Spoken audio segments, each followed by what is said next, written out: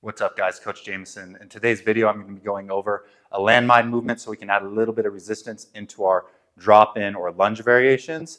This is going to be a step back drop-in or a step back lunge where we're loading and working one side of the body. What I want you to really note and pay attention to is we're going to really focus, as always, maintaining a nice strong foot with an arch so we're not collapsing down into that arch as we're loading weight. And we're going to put a big emphasis on not thrusting those hips forward, but keeping the hips back so we can keep constant tension on that back side. So what you're going to need is the landmine. You see, I only have 20 pounds on here. I don't need a ton of weight. You're going to feel this. And then a furniture slider. This is necessary, but not absolutely needed. So I'm going to take this furniture slider and be working my right side. So I'm going to set up so my left side is facing the rack. First things first, I'm going to set up a nice strong foot, strong foundation, grounding that big toe, really rooting into the outer edge of my foot. From here, I'm just going to do a little mini hinge, grab the bar with my opposite hand, working the right side, holding the weight with the left hand. I'm going to come up. From here, I'm going to set my start and end position. So again, I don't want to thrust at the end of this motion. So after I load back and come up, I'm going to be very mindful that I'm not just jamming that hip forward. I'm going to keep that hip back and keep tension into that backside the whole time. So my start position is almost as if I'm taking a little bow forward. My chest reaches forward, my hip pulls back just a little. Now let's get into the movement. My left leg is going to reach back on that slider. It's going to internally rotate, so we'll see this heel kick out, and I'm going to pull out and back into this right side. Here we go. Slide left foot back. It's going to corner and rotate in. I'm going to load into this glute, drive up.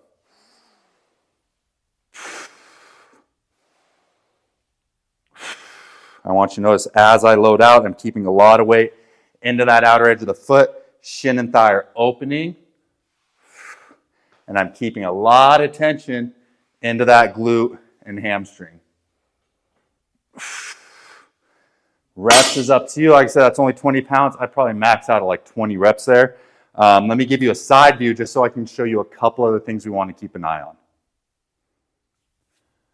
All right, for the side view, I'm going to give you the side view and working side on my left as opposed to the right, just so you can see the difference. And then what we're going to focus on, and I want you to really pay attention to, is as I load into this left side, the main thing I'm focusing on, I don't want that knee and shin driving forward. This is a very common thing we see with regular fitness type lunges, is a lot of knee drive forward, loading into a lot of tissues on the front side, and then also a very vertical torso. So this is kind of like our everyday lunge we'd see. We're trying to make this more transferable. So as I load back into that hip, I'm going to pull knee and hip back, making sure my shin's staying almost vertical.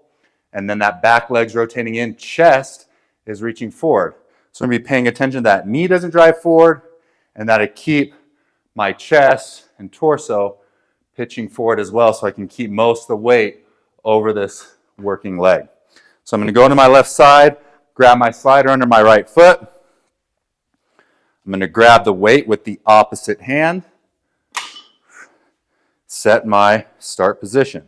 So from here now, my right foot's going to go back, internally rotate as I pull back and open now into my left side.